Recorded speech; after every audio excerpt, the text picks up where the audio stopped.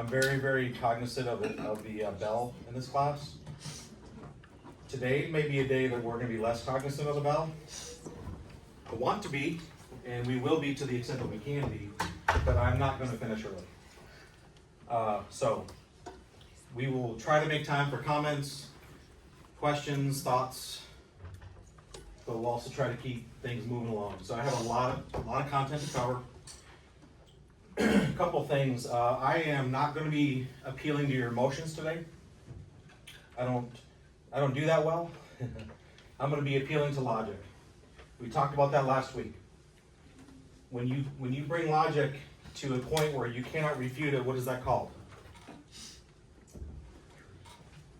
Fact. Yeah, fact. Truth was the word I was specifically looking at. It's truth. Not going to be appealing to emotions. I'm not going to spend a lot of time in this class, especially looking at all the faces that are in here, trying to prove things that we all already agree upon.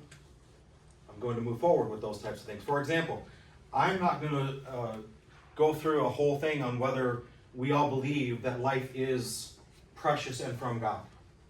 I'm going to continue with this today, assuming we all agree with that. I'm going to agree that we all are on board with creation. We are created in God's image, as the scripture points out. So, we're going to very specifically today talk about this topic. I'm going to hit it head on.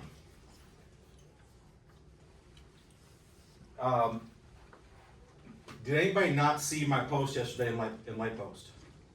So everybody saw it. Just texted it to me, so. Oh, he just texted you. Basically, I posted to the entire congregation, all members, which would include people in this room and everybody else who's not in this room, what I was going to do today. So, it was an open invitation to join. A study of in vitro fertilization. What is in vitro? Because a lot of people, they hear that word and they don't necessarily know the medical term behind that. In a glass? In a petri dish? Outside of your body? Yep. I'm guessing. Medical procedure done outside the physical realm of the human being. It is done glass, petri dish, test tubes, different methodology, but that is what in vitro means. So let's just be very clear on the definition of what it is to begin with. So what is the process? This is very simplified. First of all, you're going to have a couple, generally speaking, let me rephrase. Generally speaking, you're going to have a couple who have infertility issues. And that can be something that we can all be very, very sympathetic towards. We can have a lot of compassion to it. Well, we have a new medical procedure that's not that old. Only 40 years old, give or take. Okay? This is a very, very relatively new procedure as it relates to the lifespan of humans being on this earth. What did we do before this procedure for couples that had fertility issues? I trusted God to provide or not provide. So what is this process? So first, the woman is given a bunch of drugs, usually by injection, for several weeks prior. The goal of that is to allow her to ovulate more than one egg. Because what is a typical ovulation? One egg. One egg.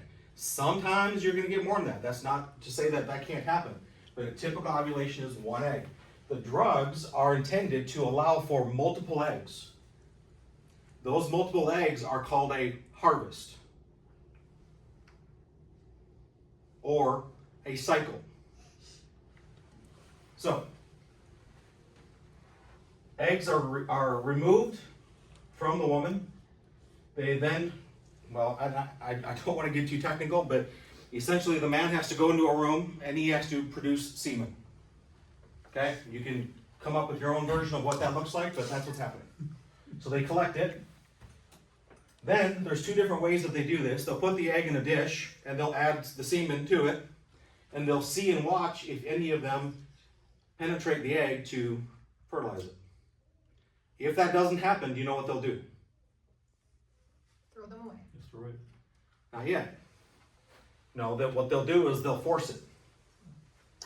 And they'll actually take the best semen that they can find, a single one, and they will pull it out using a very, very fine needle, and they will inject it directly into the egg for purpose of fertilizing that egg. And they will do that for all eggs that they deem viable. So this is what's happening, okay?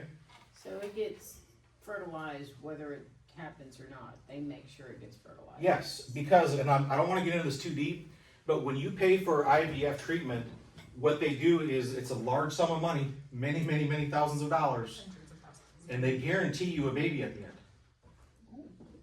And if you don't get a baby at the end, they will often come with a refund policy.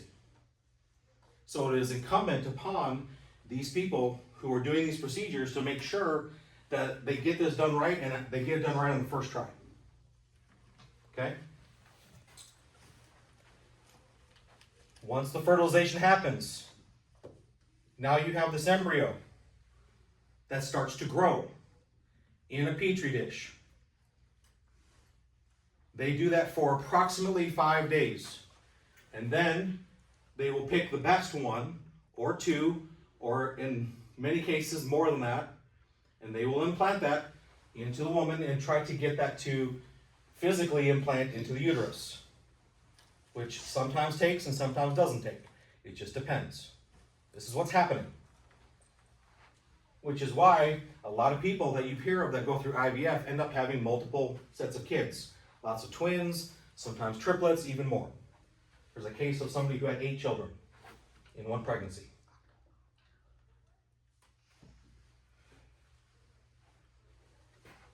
So the questions that were raised,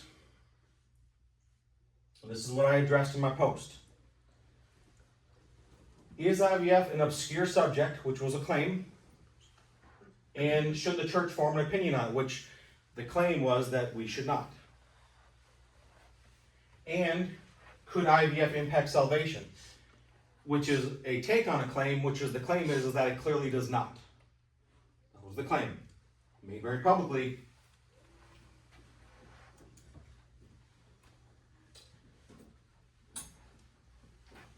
Is IVF an obscure subject?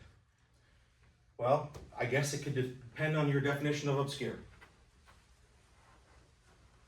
My definition of obscure, I would say it is not. 1 out of 8 married couples experience infertility each year. That's 15% of married couples. Is 15% an obscure number? No. Is this something that we didn't find in Scripture anywhere? This was a quick list of the women that were declared barren. And at some point, they had to remain faithful to God, to your point, Jeff. And God provided them children after the Bible declared them as barren or unable to give birth. This is not a new issue. When I talk about infertility, it's not a new issue. So if IVF is becoming more and more prevalent in the society as a way to solve this problem, then how obscure really is it? Some statistics on IVF. IVF cycles performed in 2023. It's the latest data I could get. 432,641 cycles. And remember, a cycle is when eggs are harvested from the woman. That's a cycle. Average eggs that are produced per cycle is 10. Sometimes it's more than that. Sometimes it's 20, 25. Some women, it's only 5 or 6. But the average amount of eggs that they get out of a cycle is 10. Okay? The success rate for fertilized eggs out of a cycle is 7. So that's a 70% success rate of fertilized eggs. Everybody following the math? Stop me if you're confused. This means the estimated total fertilized eggs in 2023 is 3 million eggs fertilized through IVF in 2023, that 1 year alone. Babies born via IVF in 2023 is 95,000 babies. which I did the math for you, is 3.2% of the 2023 fertilized eggs. However, that's only comparing it to 2023. If you were to take into account the fact that many of those children that were born from previous years' frozen embryos, that percentage actually gets a lot smaller. The problem is there's no way they don't collect that data for you. So therefore, the fertilized eggs destroyed or frozen in 2023 was 2.93 million. That's a ratio of 1 baby that's born for every 31 discarded or frozen. Yeah, if it's frozen, does that kill it? Or No. is it just for a later date? But what if Okay. what if the patient decides not to have any more children? What do they do with them? Adopt them out or. Or There's discard it? Yeah. there's really 3 options. Have more, adopt them out, or have them destroyed. Or continue to freeze them in perpetuity, which we all know that that's not a realistic, like that's not possible. And it's very expensive to And it would be freeze very in each expensive, one. yeah. Here's just a chart that shows you the growth of use of IVF. It only goes back to 2012, but I just wanted to make sure I pointed that out. And this only goes to 2021. So if you go out to where we're at today, I'm sure that graph gets even sharper at the end. So should the church form an opinion on it? Okay, I said I'm not going to get into whether we value the sanctity of life. I think I'm going to assume that everybody in this room at least agrees that we believe in the sanctity of life. Now we're going to get into definitions and specifics. And we're going to get into arguments that are made. So the question of whether a church should form an opinion on it should be directly dependent upon when life begins and what it means when you have life. Okay? So, question, should the church form an opinion on the sanctity of life? It's an easy one, go ahead, it's anybody. Yes. Yes. We have opinions on abortion. We have opinions on end of life discussions. We have opinions on whether somebody is. Are you waving at me, John? Oh, go ahead. So, we actually established, Jeff reminded me of this, back during, 2023, I think, there was a last leader's question on debate that dealt with this topic. And because of that, the elders actually produced a position paper on that, and it was shared at the congregation, which states that this church and this eldership believes in life beginning at conception, known as fertilization. And so that was made clear. There were references on there and all that sort of thing. So obviously it wasn't closely paid attention to because things weren't going on, but that is the established teaching of this congregation. And also Churches of Christ in general. It's a historical teaching of Churches of Christ. So. And I would agree with that. And I did not know that existed, so thank you for raising that. Most people don't, and it was just a brief thing. And which, if there are lessons to learn in this whole thing, it could be just relative, communication of what it exactly is the established principle or opinion. that would have been the eldership that, not the current one, that would have been a different eldership at that time. Yep. So should the church form an opinion on when life begins? These are not hard questions. Yes. Should the church form an opinion on abortion? Do we have an opinion? When is it okay? So I put this in here. I'm only trying to get us to think, okay, how would I make an argument that this is not something that we should have an opinion on? As which was clearly articulated in a message. I was gonna say one more thing too that I was thinking about. A lot of people try to frame this as opinion. It's this is an opinion, but I think as a community of faith that we are in the Churches of Christ, we look for, just like for example, other people don't see the necessity in baptism, right? So what do? We study and then have a determined truth, just like you were talking about. Mm-hmm. So we do this with lots of things, not just when life begins, right? A lot of the things we do are different than other people, our distinctive pleas. And do we believe those are just kind of take it or leave it? I think that we believe they are truths, right? Because we've studied and done our best to figure out what truth is. And when I'm an emotional person, if we bring up something that I don't agree with, what's the first thing I'm going to make a claim about the topic you're bringing up? It's Not not a point of clear, salvation. it's an opinion. It's your opinion, and I have a different opinion. It's the very first thing that you can come up. Now, do those things actually occur? Yes. There are opinions that happen. Should we have 4 people serving the Lord's Supper or 2? 4.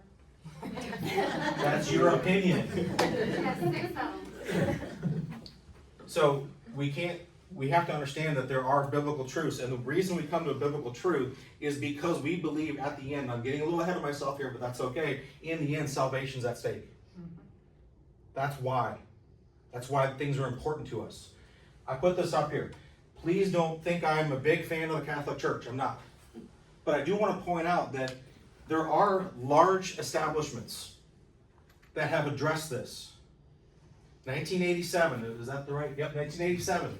The Catholic Church saw this thing coming, and they formalized it in the Catechism, which I don't even know what that is, to be quite honest with you, other than it's their book of rules of the Catholic Church, right? And I don't need to read this whole thing, but the first part, techniques that entail the disassociation of a husband and wife by the intrusion of a person other than the couple, donation of sperm, ovum, surrogate, uterus, are gravely immoral. I can stop right there. Catholic Church. Are they ahead of us on this topic? Should they be ahead of us on this topic? Steve? I've read the entire Dominum Vitale, which means a gift of life, which is their position paper on this topic. And it goes into great detail about what we would call life beginning at conception. So there's a lot of other things, like you say, that I certainly wouldn't agree with, but they go into great specifics in that document, which is worth reviewing and Yep. educating yourself with. And that's just my point is, I'm still trying to answer the question is this a topic that's relevant to us? So should we even be discussing it? Well, the Catholic Church is pretty big, and it has a lot of people on both sides of the aisle that claim to be Catholic, and yet they have a position. Southern Baptist Convention, 2024, in June. Whereas, and by the way, it's long. I'm only giving you the very first one. It's a long one, but the first one says, whereas every human being is made in God's image, and thus is to be respected and protected from the moment of fertilization until natural death, without regard to development stage and location, and it continues on, whereas. You can go read it.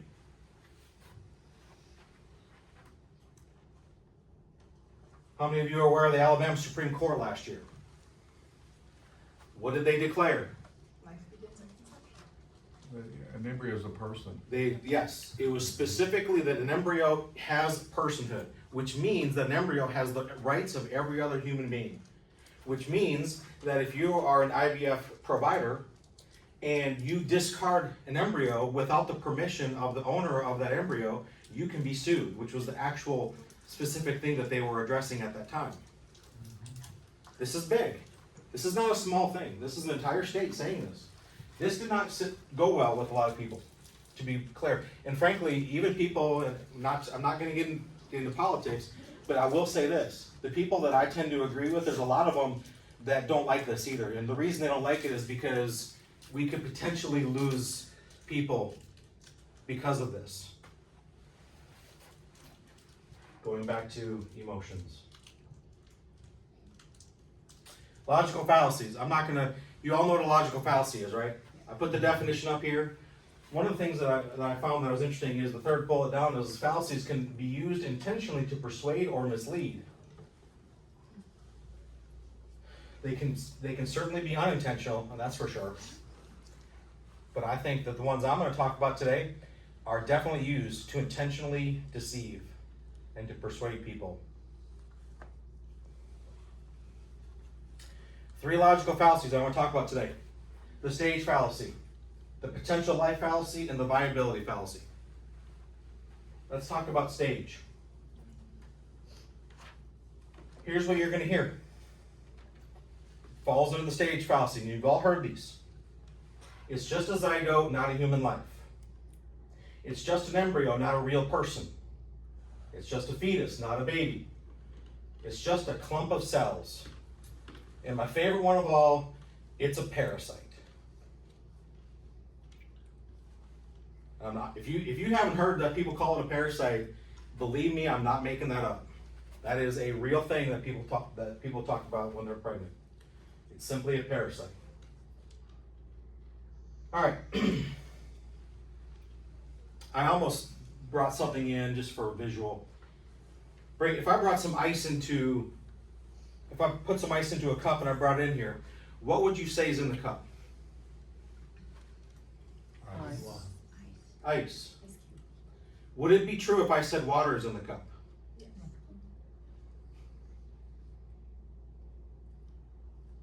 Right? Would there be people that would argue with me on that? Yes. Yeah, Why would they argue with me on that? because of the form. Because when water is in liquid form, we don't have a different word for it. We just call it water. When water is in a frozen form, we do have a name for it. It's called ice. And when water is boiled, we have another word for it. We call it vapor. Or the gas is what they would call it in the scientific world, right? So you have water that can be in 3 different states. Still water. But if I say I have ice in my cup, they're going to say, no, you don't. Or if I say I have water in my cup and it's ice, they're going to say, no, you don't, you have ice. What are they doing?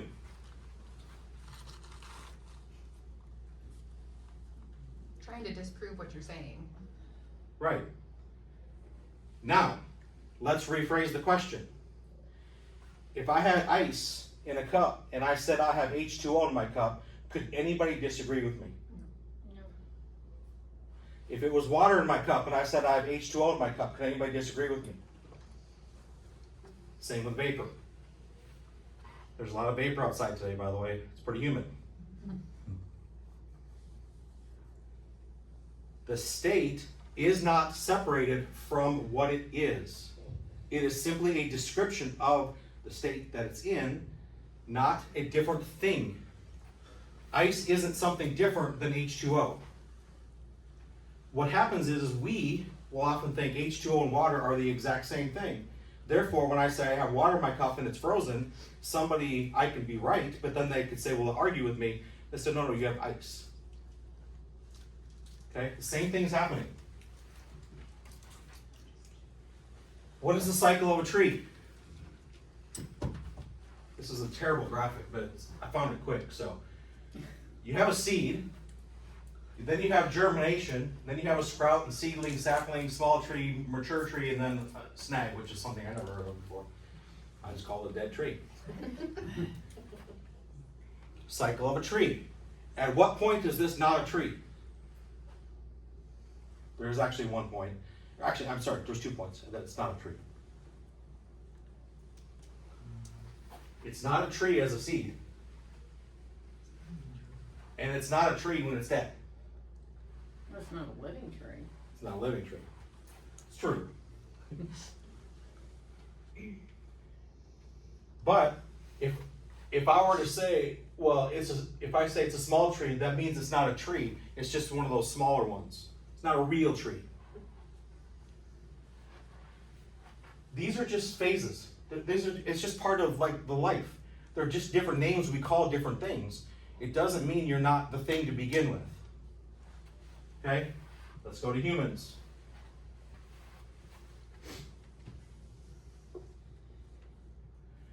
We start with gametes, which is sperm and egg cells. Then we have fertilization. Zygote, you go through it, right?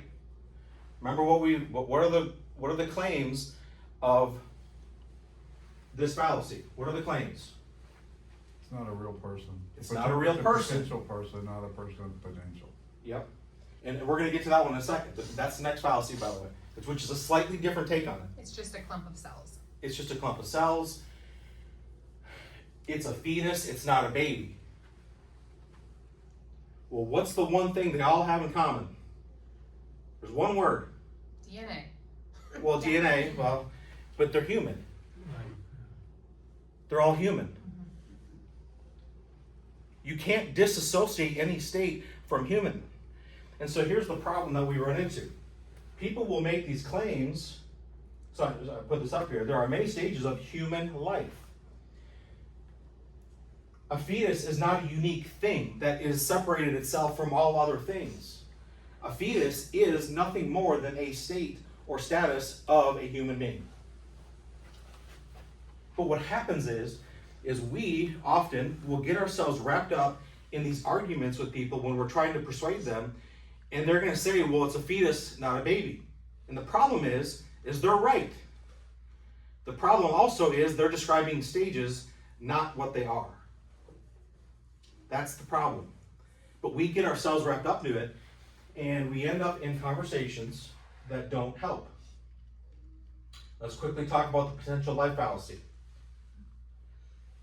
Hey, Ray, It's very can I say similar that in nature. Another way, real quick, that made sense to me, the point you just made. It's an embryo does not produce a baby.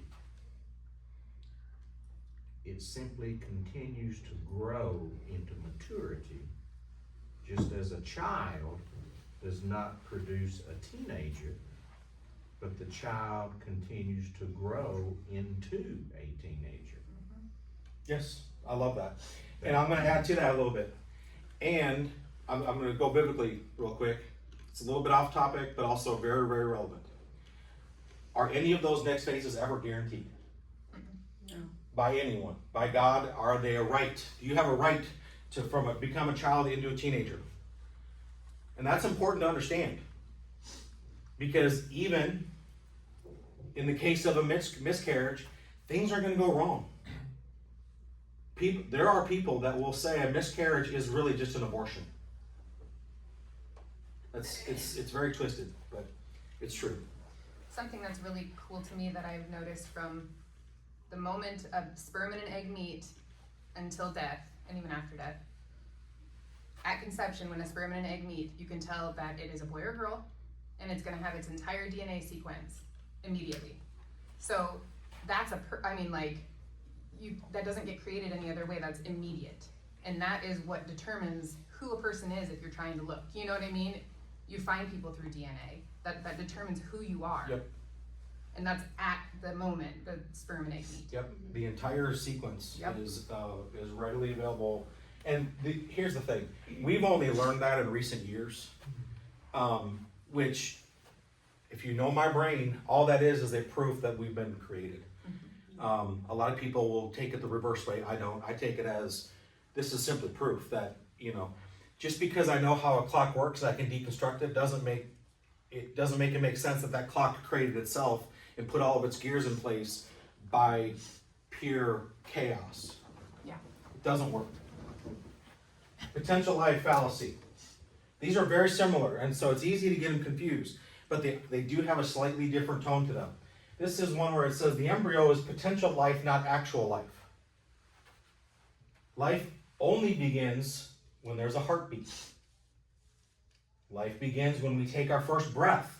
That was an argument I heard recently. I think we played it for you a couple weeks ago. Life only begins because God said that He breathed life into humans. Therefore, that's when life begins, is when you take your first breath. This is another one. Life begins when we are sentient, which is conscious, if you will, aware of your own surroundings. An embryo can't feel pain, so it's not alive. These are potential life discussions. So you have to feel pain, be sentient, have a heartbeat, and be able to breathe before life begins. And these are arguments that they make of potential life. When you're expecting a baby and you're maybe a month along, there is life in that embryo because it makes you sick. It has power, which is life. It makes you sick. It makes you tired. it makes you queasy, it makes you hungry. There's life in that embryo. Yeah. And it's 4 weeks along, 3 weeks along. You may not even know you're expecting, but it's there. Yep. You can go back and say, well, I didn't realize that, but I've been sick for such and such. It has life and power in it. Funny story. I knew Rachel was pregnant I think all 3 of our pregnancies before she did. Because she just started to get really emotional really easily. And we were leaving church here one for one, I don't remember what child it was. And I literally got on Goose Creek and I said, "You're pregnant." And she said, "What?" I said, "You are all upset right now? You're pregnant." And she said, "Okay." We stopped at Walgreens on the way home and she got a test and she was pregnant. Wow. True story. Okay. I need you to take this the right way. I 1000% agree with everything you just said. But that is not an argument that we can use. And I'm gonna tell you why in a second, okay? It's not, you're not wrong. And it's a great argument, it's a great testament to God and the life that He gave, but it's an argument that we have to avoid. And I'm gonna tell you why. Okay. What do we have on the left? 2 hydrogen. What is this? 2 hydrogen, 1 oxygen. 2 hydrogens and 1 oxygen. That is accurate. Good job. What is this? Water. 2 hydrogens and 1 oxygen, but Together. together. But they've been merged. Molecule. Did you have water on the left? No. Do you have water on the right? Yes. We have what we call potential water on the left. Because you have the ingredients. You have the 2 hydrogens and you have the 1 oxygen. You have potential water. You do not have water. You have them when they combine.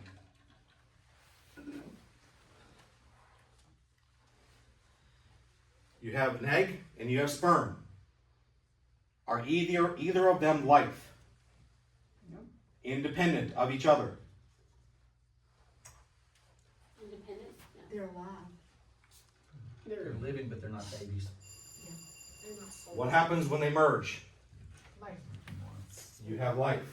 And by the way, I use that picture intentionally because that's exactly what's happening in the petri dish. When sperm and egg, when fertilization happens, everything's there. Your eye color, all your chromosomes, everything's there.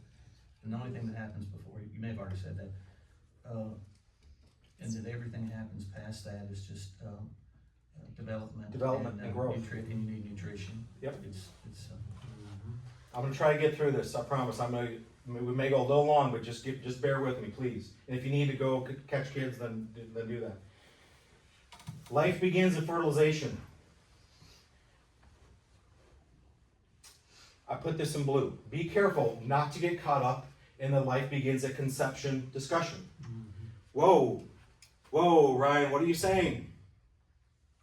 We believe life begins at conception, don't we? I do. Here's the problem.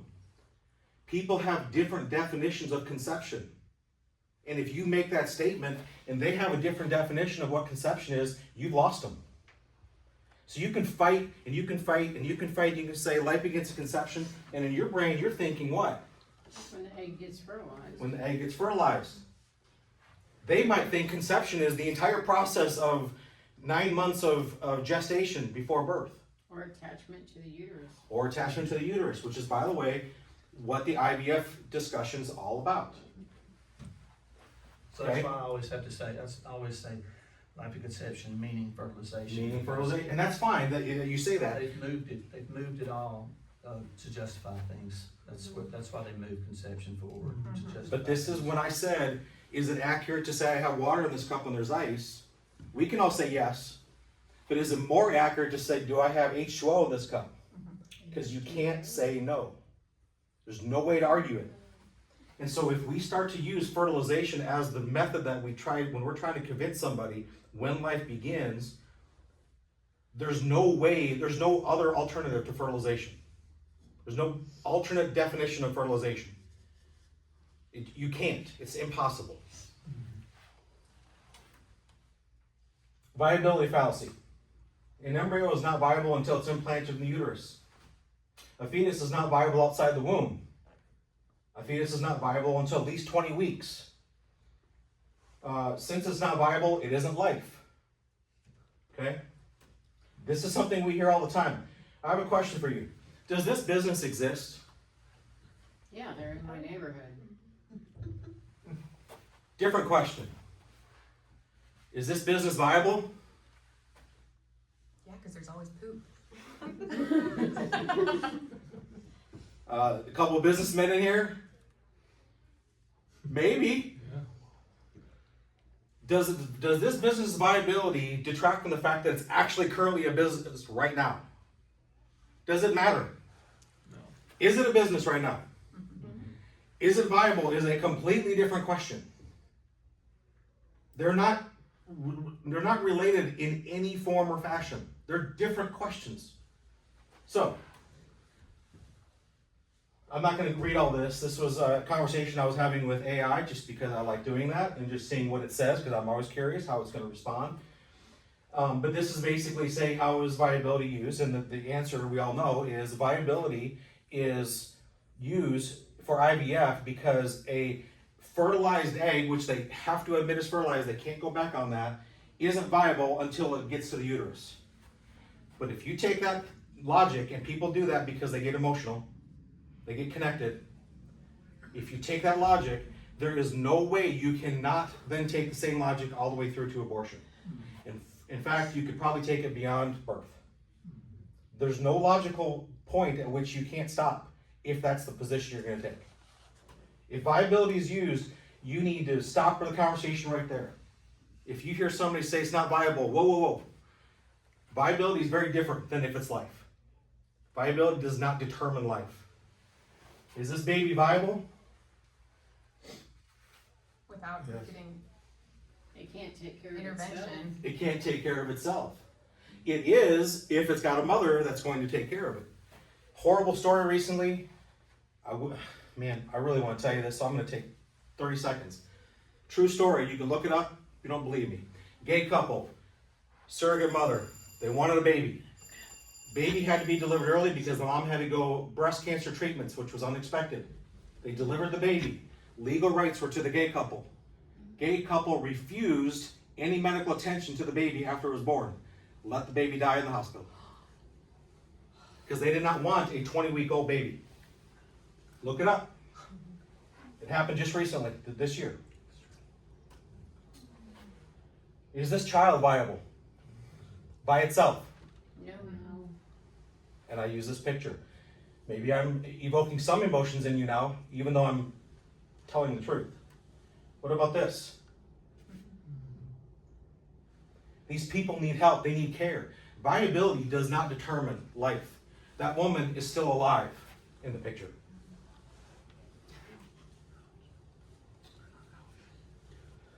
Life begins if life begins at fertilization, then what does viability have to do with it? Viability does not determine life. I asked Grok this, and I loved its answer. Here's the answer. Yes, you are correct. Viability refers to the ability of an entity such as a fetus or embryo to survive and continue to exist outside the womb, typically with medical support, rather than determining whether it exists in the first place. It addresses the capacity for independent or assisted continuation of life, not the onset of life itself. I was very happy that I got a good answer of an AI engine. So, I love stories about 20-week-old babies surviving because they had to be delivered early. But when you start using that as a proof of life, what you're doing is you're falling for the viability argument. You're handing them the argument. You know what I'm saying? Mm-hmm. If you're like, no, life, it's truly alive because it can survive 20 weeks outside, you've just given the argument away. Because now you've accepted viability as a reason that life has begun. So we can't do that. Same thing with heartbeat. There's lots of heartbeat laws out there. I'm all for moving the pendulum that way. Like, let's move it. Let's at least get to the heartbeat. Like, I'm all for that. But that's not an argument that we should be using as Christians. All right, we're almost done. We've answered the first question, I hope. Could IVF impact salvation?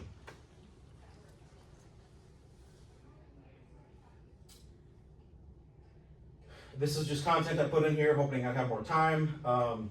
Basically, I'm just trying to lay out the fact that here's what IVF does. We went through this in the beginning. It separates the production of a human being outside of a male and a female, the way that God had designed it. And I got problems just right there to begin with, let alone the fact that they're producing a baby. Would it be a sin? Does anybody disagree it would be a sin to intentionally withhold care from this baby, knowingly allowing it to die? Yes. Sanctity And I of put Life. those words in italics for a reason. And that would be a lawsuit, negligence, if, Absolutely. And it should be. And that couple I mentioned earlier, they ought to be put in prison for what they did. Would it be a sin to intentionally cryogenically freeze this child to prevent growth in hope of a future care? Would anybody before this? Who was the baseball player that did that? Ted Williams. Ted Williams froze his head. Thank you. I knew it was there. He had his head frozen because he's hoping one day he can come back to life. If you didn't know this, didn't Walt Disney too? Or that's like a maybe. maybe. I don't know. Yeah, nobody knows for sure. I don't know. But we would never do this to a child. Like, hey, maybe in the future they're going to have a cure for this, so maybe we'll freeze them and we'll just prevent development until that time in which we can then. It would be completely immoral to do such, even if it's to keep him alive, which would be the point: prevent growth. So could IVF impact salvation? Here's the conclusion, so we can all go home to our families and have lunch. If a Christian were to be deceived and unknowingly participate in the destruction of life, forgiveness and compassion is plentiful. There's your emotion for the day. There's your Ryan tells you that it's good to have emotion because people are impacted by this. Rachel and I'll be very honest with you, early in our marriage, we were deceived by an IUD process. I wasn't aware of what it actually did. And the point at which we found out what it was actually doing, and I'm not going to get into it right now, we decided that's not what we wanted. Ron, let me say this to close. You're not going to hear me say anything about IVF this afternoon, and the reason why is because it's used to distract from the real issues, because we have children born of IVF that are, they're a blessing, nothing else, but they get Exactly. distracted by that. So the real crust of the thing, or whatever, is that so if people believe that life begins at fertilization, they understand everything that's going on. If you don't believe that or accept it, then you don't understand anything that's going on. And so 100%. that's going to be one of the first things I say is just lay that out. And then during the time we're together, we're going to show the evidence that's convicted us, that's scientific, biblical, and Church of Christ historical teachings, to say this is truth and not opinion. So that's what you're going to hear. But if you're trying to have conversations with people or our friends and stuff that we're trying to get back, that it really gets down to that simple point. And if that's the case, then we have a brother and sister that are in danger, and what we should be doing is trying to help them, right? That's all this is about. Yep. People try to make it about a bunch of stuff. Y'all know things that people are saying about, especially a couple of elders, and it's just a distraction. It's nothing to do with any of that. It's a simple thing. We've identified two people that we're worried about, and we're just trying to want to protect them. That's all this is. I appreciate that, John. So, And Ryan, I think also this afternoon, John, we appreciate you doing this. I think that this issue aside, we have to be eager to get back to a unity of the Spirit. That's what the Bible teaches. We have to be eager. We can disagree on certain things. We need to respect what's being presented today. But first and foremost is we must be eager to get back and have this unity of the Spirit. Being, spirit of humility, of gentleness, long suffering, forgiving. That's what we need to be doing, as a church together. Putting these emotions aside and going, you know what?